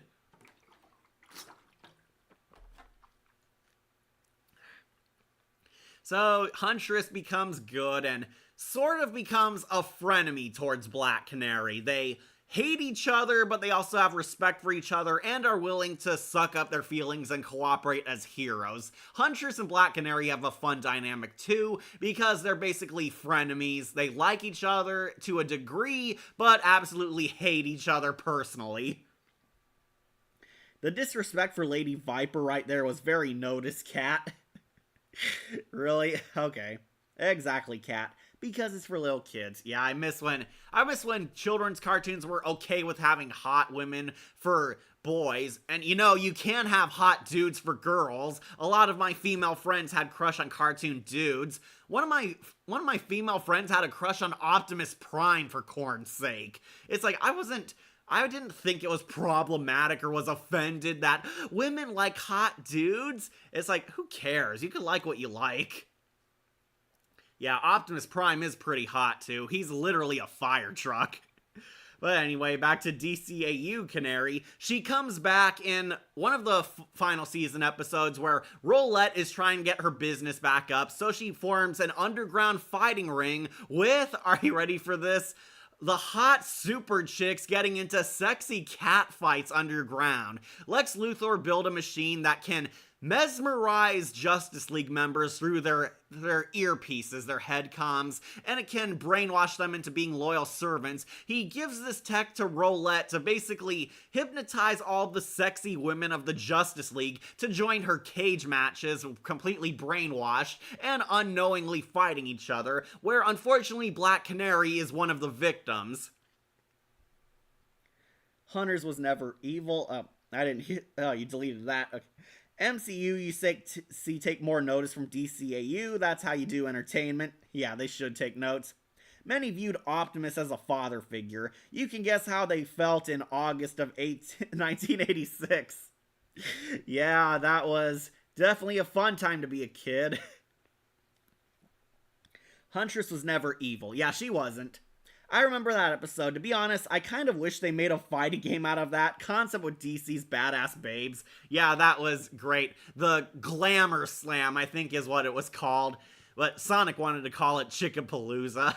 Basically, all the female heroes are being brainwashed and fighting each other. However, the Huntress is immune to this because the Huntress was kicked out of the Justice League and did not have any of the intercom tech to be brainwashed. She follows Black Canary, realizes that Black Canary is being really bizarre and trippy, not like herself. Black Canary, almost gets her butt kicked by a common mugger, for crying out loud. Huntress follows her to the underground fighting ring and uncovers this evil scheme Roulette's hatching. However, she and Black Canary get captured. She's able to free Black Canary from her brainwashing, and they reluctantly put aside their differences to team up and stop Roulette's evil criminal scheme. They're forced into the Coliseum to fight all the other sexy brainwashed DC babes. They fight Hawkgirl, they fight Vixen, they fight Fire, and Wonder Woman is the final boss for them.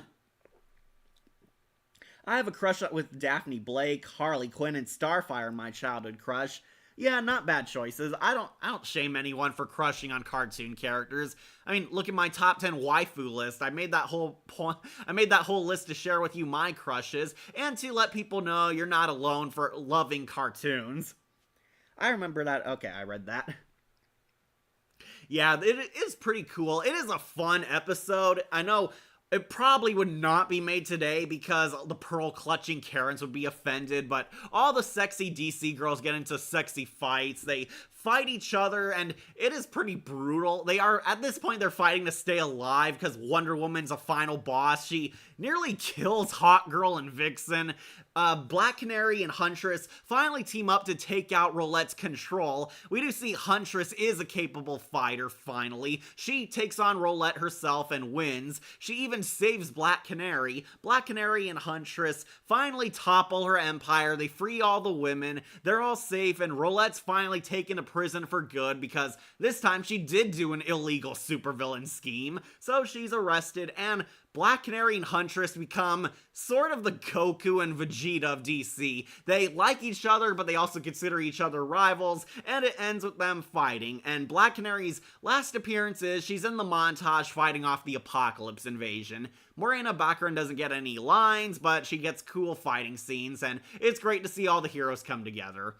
But anyways, yeah, cool Black Canary. This is one of the best versions of her. I think this is the greatest Black Canary of all time, and she has not been topped. As you can see here by this list, this is the perfect Black Canary. She is peak. Miranda Baccarin is so cool. She played so many characters in DC, and Black Canary will forever be one of her best. DCAU has some of the greatest interpretations of our favorite characters, and Black Canary is definitely up there with the top tier. Alright, final two. I'm gonna use the restroom, but you guys vote. Do you want Injustice Canary or Tomorrowverse Canary?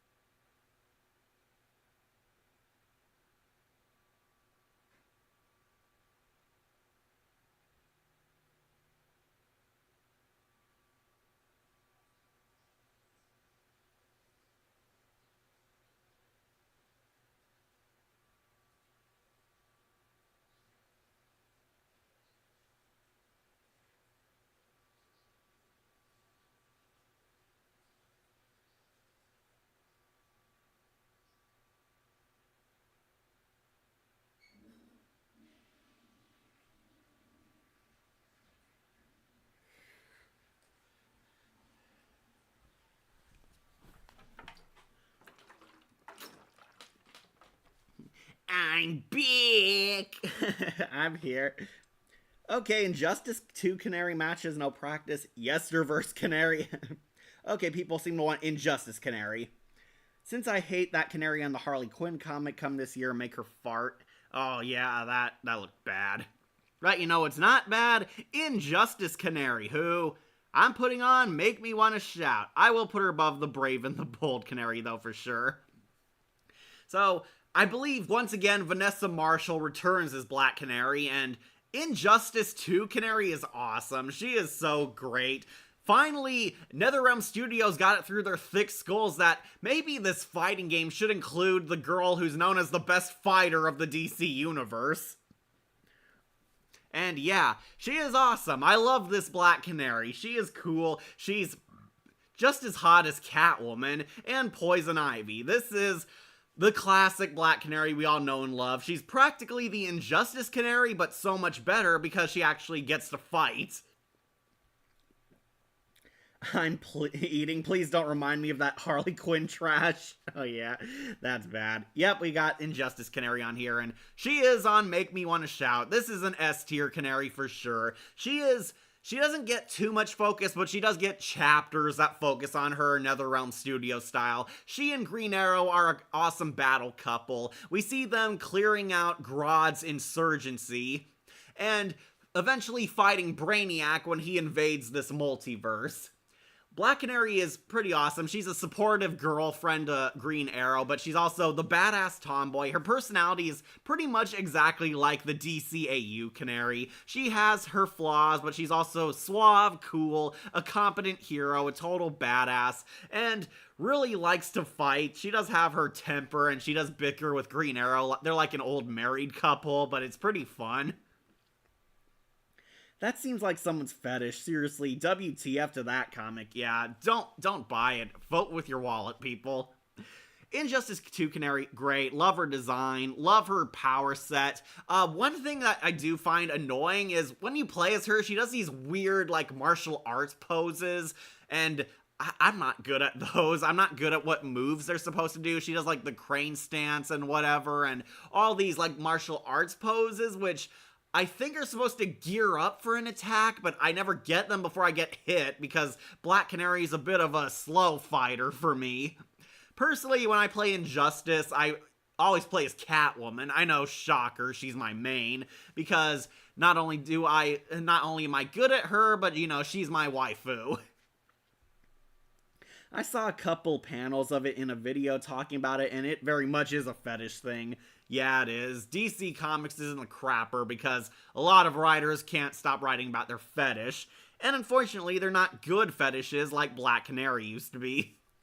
Black Canary is awesome in Injustice 2. She helps take down Brainiac. She and Green Arrow are fighting Grodd's insurgency, and they easily pwn them up until Brainiac abducts them because I guess they're the heroes he wanted to add to his collection of things he takes before he destroys the home planets. Black Canary is apparently so badass that she'll represent all women of the human race before Brainiac exterminates them all. She and Green Arrow are captured. They come back. I believe they're brainwashed. You beat the brainwashing out of them because NetherRealm Studios needs to force in that fighting gameplay. Also, shout out to the Black Canary Barbie doll. Oh, she got one finally. Okay. I'm pretty sure the poses you're talking about are cat are her Perry's. Agreed, Emily. Yeah. Black Canary is definitely a fun character. I'm surprised NetherRealm Studios finally got the message in brain cells that we should include the best fighter of DC in this DC fighting game. Weirdly, they did not include her at all in Injustice 1, but Injustice 2 finally introduced her, and she was definitely worth it. I did like playing as her. I kind of wish Zatanna made it into Injustice 2, but I'm hoping she'll be back in Injustice 3 if NetherRealm Studios ever gets their money in brain cells. Oh, the Black Canary Barbie doll is old. It was controversial because they made her look comic accurate and parent groups were concerned she looked like a lady of the night. Supergirl tier list? Maybe. Oh, Shadowlink, you finally made it. You're late. We got one Canary left. We're on Injustice 2 Canary, who is S tier next to Morena Baccarin's Justice League Unlimited Canary and Brave and the Bold Canary. Well, I'm definitely late for this since I was busy earlier. Glad to see my favorite versions of Black Canary top tier, by the way. JLU version, like many characters, is goated. Yeah, the DCAU has the goated versions of literally every DC character.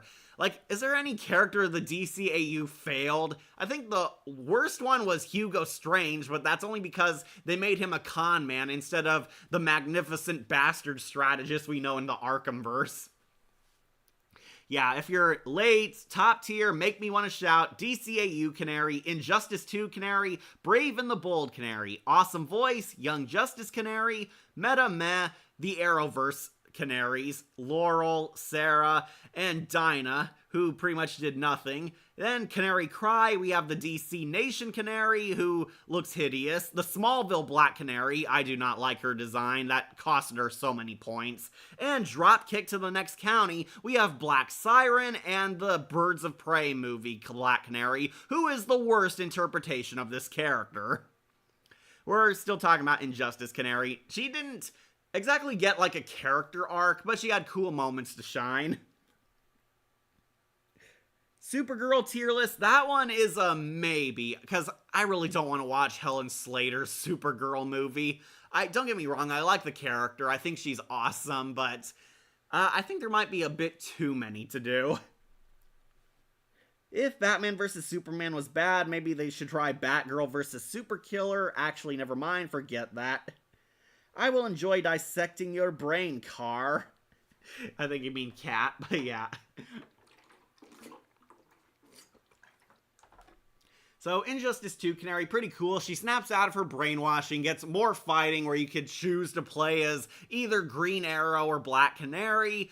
I mostly ended up going with Green Arrow because I was better at using him. Green Arrow list tier, maybe? That could work, but I don't know where Stephen Amell's gonna land because he started out as a cool Green Arrow, but the show unfortunately got worse, and he fell down low. Yeah, I'm thinking about doing the DC Animated Universe waifu tier list, because that one's actually pretty fun and does pique my interest. So, Injustice 2 Canary, she gets cool moments, she's a hero, she gets to stand with the good guys, she helps topple Brainiac's empire. Surprise, she's on Batman's side of things instead of Superman's regime, who are all evil versions of our favorite characters, who decided to use their powers for evil, and Black Canary was firmly against that. Because, I don't know why, I think NetherRealm Studios really really crap the bed with the Superman regime.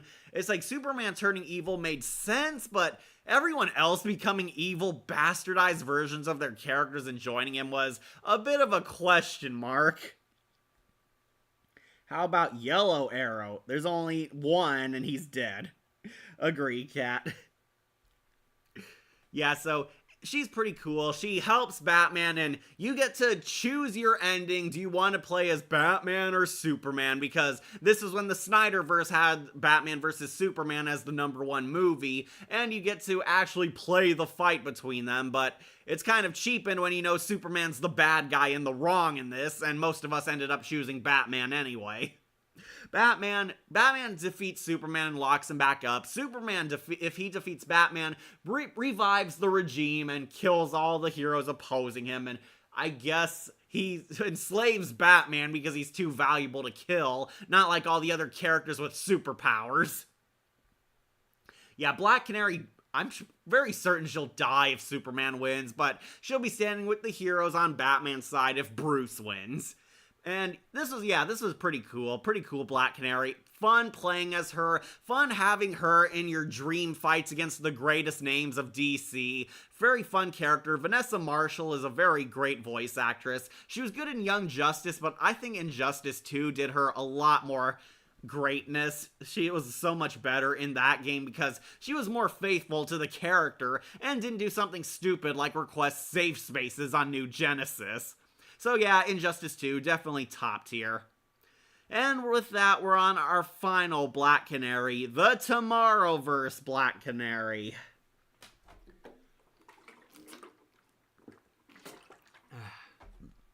So, this is not the Black Canary we know. This is the original Black Canary from the Justice Society of America, Dinah Drake, the traditional Black Canary's mother, who was the first to don the mantle. This is the infamous Tomorrowverse Black Canary. The Tomorrowverse started out with so much potential and was an actual cool idea. It started out so strong, then it completely fell off the wagon and hit a downward spiral ever since. The Tomorrowverse was a terrible strategy. It was a terrible cinematic universe. It tried to hit the reset button and do the DC animated cinematic universe all over again, but this time do it right and not make the same mistakes the New 52 movies did. And it did not do it well. Basically, the Tomorrowverse rushed a lot of things. It did not have a plan, and it left no room to breathe it in. We did not get a chance to get attached to most of the Tomorrowverse cast. And unfortunately, it was a problem because we did not have a solid Justice League, but they were gearing us up for the Crisis on Infinite Earths as a 3-part finale series. About as much as what they did with The Mummy 2017 all over again. Yeah, the Tomorrowverse, it started out good, but got bad. I do think Batman The Long Halloween was good, and I thought Supergirl's movie, The Legion of Superheroes, was also pretty great. Surprisingly, a good movie. I hated Beware My Power, the Green Lantern. I thought it was trash. It shat all over Hal Jordan. It propped up Jon Stewart. It was drenched in a lot of politics, topical at the time. Jon Stewart brings up a lot of Black Lives Matter BS, and unfortunately, the plot was also complete cringe. I hated it. It was terrible. And it was followed up with we had Man of Tomorrow, which I thought was decent. It wasn't my favorite movie. I did not think it was a top-tier Superman flick, but I do think it was decent. It was a step in the right direction, and I was hopeful for the Tomorrowverse. And then it was followed up by Justice Society of America, where it gave into the multiverse. Tomorrowverse follows the multiverse. There is a whole bunch of alternate universes, and this is the Black Canary of the Tomorrowverse from an alternate universe where the Justice League are fighting in World War II, like the classic comics. Also, I used Janitor AI, that character AI, since it looked cool, and never used stupid guidelines that have remove used Warner characters. Okay. At least it didn't go down the path like the live action Airbender, more like poop bending. I really like the Supergirl Legion of Superheroes movie. The Long Halloween movies are pretty good. I thought Beware My Power was alright. Sorry, kitty cat. Emily, you traitor. You disappoint me. Yeah, sorry. I can respect your opinion. You like what you like, but I thought Beware My Power was the first god-awful movie in the Tomorrowverse, and it did not get better when we get to The Crisis, which Black Canary is a part of. So, I will put this Black Canary in... I might put her in Awesome Voice, actually. I did like her. She was good in her movie, and she was... well, no, then Crisis on Infinite Earths happened. Yeah, I might put her on Meta Met. I'll put her on top tier, though. She's definitely better than the Arrowverse Black Canaries, but still could have been better. This Black Canary she's like the youngest one of Wonder Woman's Justice Team. So, they're called the Justice Society again. This is Dinah Drake, the first Black Canary. The prime Black Canary we know was the second one. This is her mother back when she was Black Canary during the Golden Age era. She's a part of the Justice Society. She's sort of the youngest teammate on the bunch. She's a young woman with anger issues. She sort of has this romance with Hawkman. It's kind of kept up in the air, and the behind-the-scenes crew did not know. Like, the actress says she looks up to Hawkman as more of a brother figure, but then the director also says, oh no, she was totally into Hawkman. It is pretty much a one-sided crush. Hawkman is not into her, but she was definitely into him, and it is pretty much spelled out in the end that she definitely had feelings for him.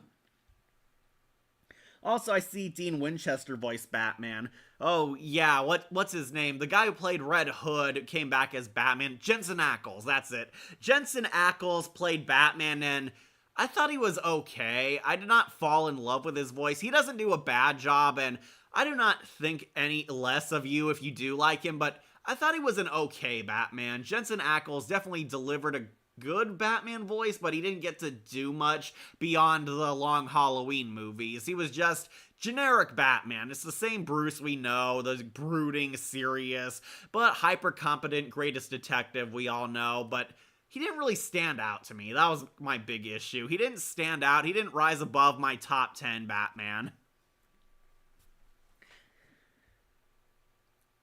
Like, I am seeing why DCAU let that go back in time and kill baby Darkseid, then MCU Avengers Endgame who can't kill baby Thanos since killing Mad Titan's baby is wrong. Yeah, that would have solved the problem. That was an old Austin Powers meme. Why don't you just go back in time and shoot him when he's on the crapper? Jensen Ackles was awesome in Long Halloweens Parts 1 and 2, and in his couple scenes in Supergirl and in the Warworld movie. It literally felt like he was reading for a completely different character. Yeah, because Warworld was an awful movie, Emily. What do you think of doing a Scooby-Doo tier list? I said this before, it's like, I can't do Scooby-Doo because I have not seen all the movies. I thought about doing it, but I'd have to have a never seen column, and thinking about it, a lot of movies would fall into that because I kind of stopped watching Scooby-Doo movies for the longest time. I am familiar with all the good movies. We actually have a Scooby-Doo review coming up. I'm hoping it's on Patreon right now, so hope you guys see that before it's public, but all of you waiting patiently, don't worry, we got a Scooby-Doo story coming out. My first ever Scooby review is set to premiere very soon.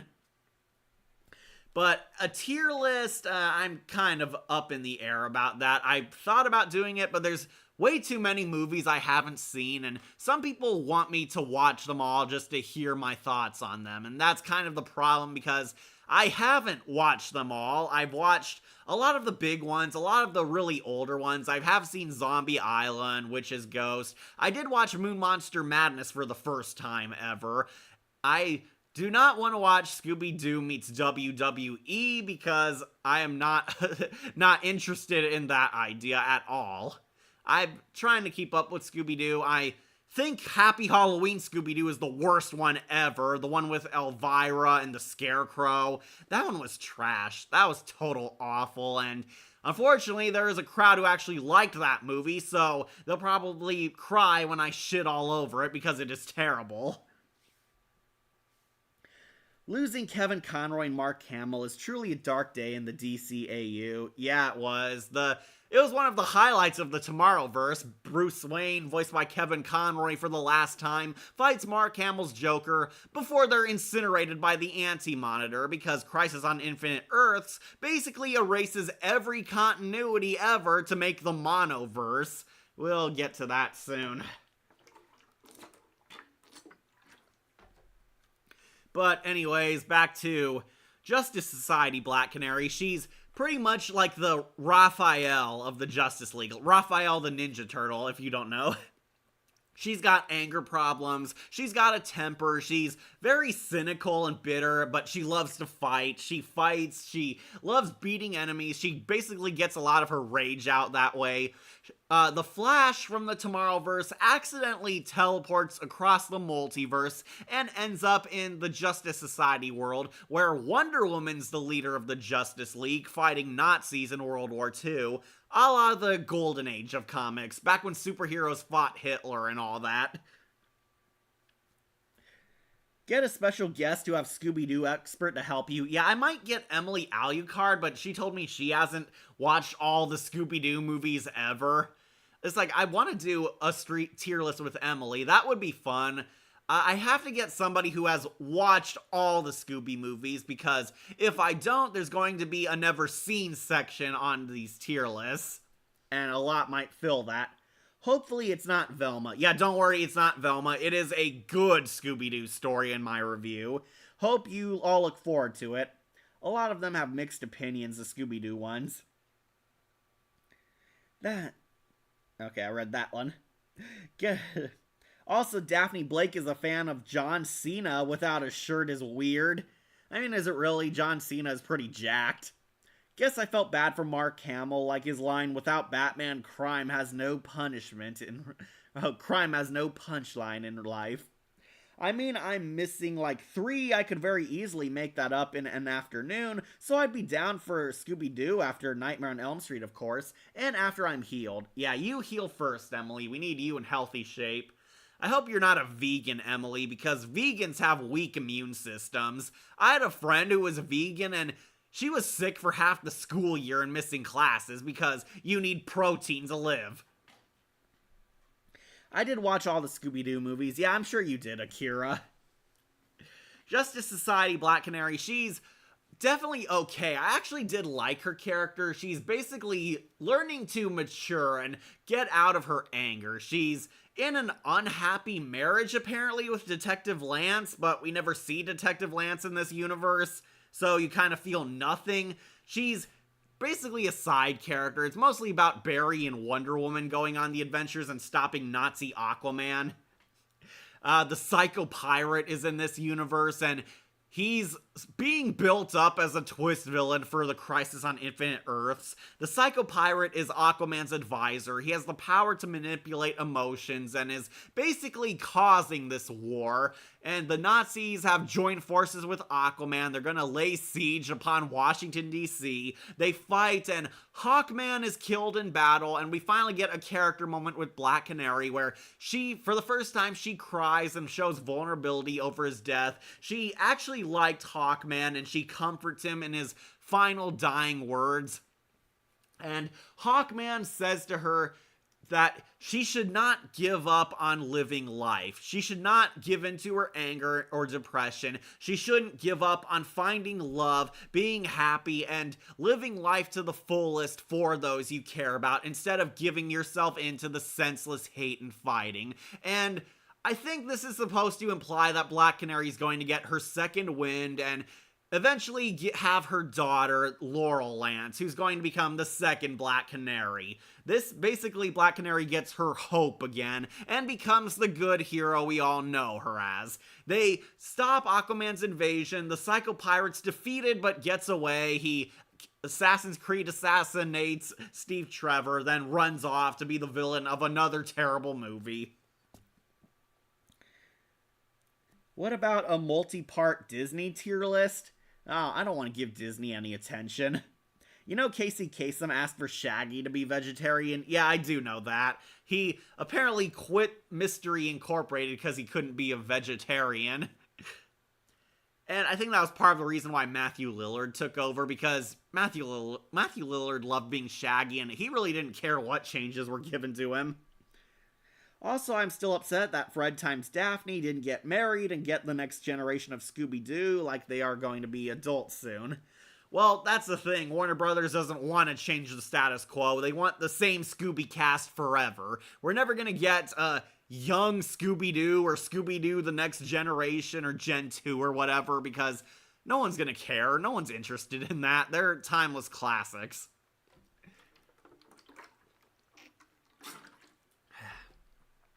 So anyway, Black Canary, she gets her hope back, and we don't see her again until the infamous 3-part movie series, Crisis on Infinite Earths.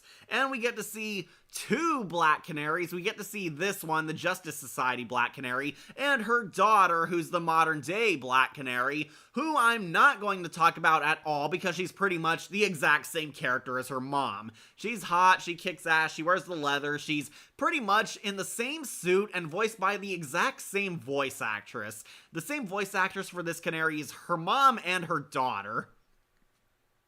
They're trying to stop a terrible cosmic being known as the Anti-Monitor from erasing all of existence. It's killing all the multiverses because there are too many multiverses out there, and it's retconning them all away because it's a metaphor for DC trying to fix the mess it fumbled.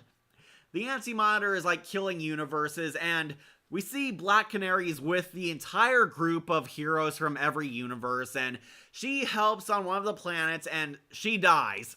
That is the end of this Black Canary. She dies, she's still on the Justice Society Earth, and she eventually gets erased by the Anti-Monitor. That is the end of this Canary story. She dies and says a final farewell to her daughter, who pretty much has no persona or interesting character depth, and she tells her daughter the same speech Hawkman said, to not give up and live life, and she's so proud of her and how she's grown up, and Old Lady Black Canary basically dies getting vaporized. That is the end of the Tomorrowverse Black Canary, and she's replaced by her daughter, who is practically a clone, who joins the Monoverse at the end of the movie, where we're only going to have one interpretation of all these characters. Also, remember in Daphne Blake in What's New Scooby-Doo, series finale was dressed as Catwoman? Yeah, that was hot. Yeah, the real Daphne that was. I want a good relationship between Shaggy and Velma. Well, we did in Mystery Incorporated, but he can't choose between her or his Scooby. So the ship was on and off thing. He did play Shaggy's dad in the series, though. Yeah, that was kind of a passing the torch kind of thing. Kind of like what they did for OKKO crossover with Steven Universe, Teen Titans, and Ben 10, yeah. Like, why Daphne Blake dressed up as a cat, like in What's New Scooby-Doo finale and Pirates Ahoy? Well, Grey DeLisle was going to be Catwoman at that time, so I'm sure Warner Brothers owns both DC and Scooby. That was kind of a cute tribute to that. So yeah, Tomorrowverse Black Canary dies. She was actually interesting in Justice Society. I did like her a little, but unfortunately, the Tomorrowverse fumbled the bag with its entire universe, and she ended up anticlimactically killed off, and her boring one-dimensional daughter is now going into the Monoverse, so don't worry, we'll be getting a future Black Canary. Her legacy's not dead, but DC is doing this whole Monoverse thing. It's going to be one universe, and unfortunately it's implied the Monoverse is going to be James Gunn's DC universe. It is a swan song for all these alternate continuities for DC, except for Matt Reeves' The Batman and Teen Titans Go. Don't worry, those two are going to still appear because they make money. Surprised Grey DeLisle hasn't been in those voice actors that are everywhere short series. Yes, she is everywhere. That was the reason Casey stopped being Shaggy, was because he stopped being a vegetarian, the character, not the actor, and that's when Matthew, our king, came in. Yeah, Matthew Lillard's great. Casey Kasem will always be awesome, but Matthew Lillard's a great Shaggy, and he was not very picky about Shaggy having definitive traits. Like, he eats meat. It's like, well, yeah, Shaggy eats everything. He ate meat in the first cartoon, but Casey didn't complain then, but whatever. So yeah, Tomorrowverse Canary is a meta meh. I almost liked her, but she fell a bit short, like everything in the Tomorrowverse, and was kind of wasted. She just killed off, and replaced by an exact clone of her daughter, who also gets killed off to join the Monoverse, because they're not going to remember any of this. Also, big question I have is Constantine and the Spectre going to be in the Monoverse? Because Constantine and Question decide they don't want to exist in that, because that's where reality is all fake and stuff, and they don't join the Monoverse out of some moral obligation and just stand on the sidelines. You know, Fred's name was not revealed until the second episode of What's New, Scooby-Doo? Okay. Same with Frank Welker. Nobody wants a Scooby-Doo the Next Generation. Fuck that. Don't give Warner Brothers ideas that they will ruin with the Scooby cast. It needs to be preserved and timeless. Yeah, I'm fine not following what the Scooby-Doo children will be up to, and I don't think there are gonna be that many children if it's Fred and Daphne's kids and Shaggy and Velma's kids, either with Shaggy and Velma had a child or they had children with other people. Maybe if Velma had a child with Bo, that would be good. Imagine more kick-ass detective. But yeah, this Canary's a meta meh, and I am sad to say we have not had many good incarnations of Black Canary. We had these top ladies, the S tier, and we've had all the crap that goes below, meta meh. These are all bad canaries. For some reason, DC has not been very good at adapting Black Canary, and it doesn't help that they changed her background so often, and Black Canary has only been great in the cartoons, because none of the live-action crap ever got her right. Oh, Scooby-Doo is Where Are You? Okay.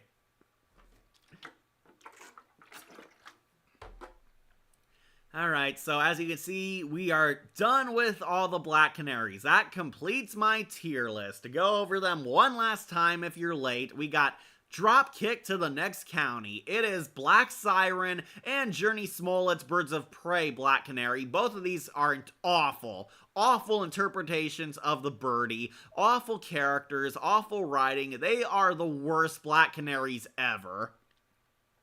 Canary Cry, we have the DC Nation Short Canary and Smallville Canary, who almost were cool, but awful designs, really hideous Black Canaries, and they were not utilized very well. Kari Wahlgren should not be Black Canary. She does not have the chops for it. And Smallville did not do Black Canary justice. They both made her look like drag queens. They look awful. Then we have Meta Meh. These were all the lame Duck Canaries. We have Dinah Drake, Sarah the White Canary, Laurel the Arrowverse Black Canary until she anticlimatically died, and Tomorrowverse Canary. These ones had so much potential but fell way short. They were disappointments. They were not that great canaries. The Tomorrowverse one did the best because she actually felt like a character, but the CW failed Black Canary. Then awesome voices, just the one. We have Young Justice Canary, who almost made it to S tier until season 4 of Young Justice, which was complete trash. Shaggy will have children with Crystal, obviously, and depending on the continuity, Velma will either end up with Bo Neville or Hot Dog Water. Oh, but she and Hot Dog can't reproduce a child like them. Why did it force capitalize Till? Also, Black Canary just needs her own animated series. Well, they're gonna try and give Journey Smollett her series, but I think that's been cancelled.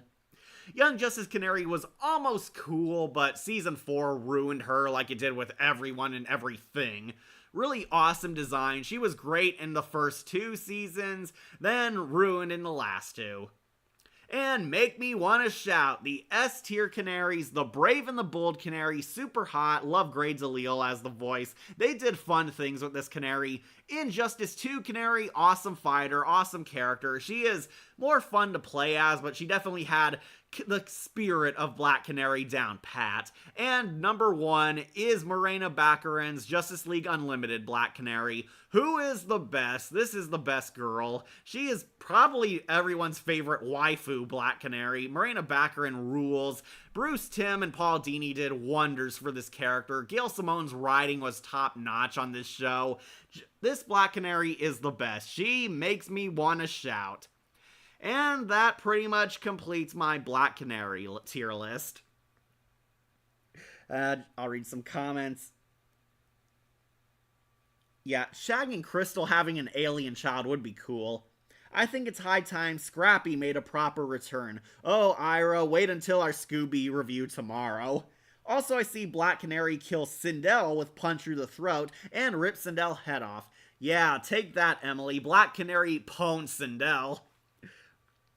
So, I might do a Justice League or like a DCAU waifu tier list. That one is one I do have planned, but I'm willing to hear out what you guys might suggest, what you might have in store. Some I do have to say no to, like Miss Martian, because there aren't enough of her.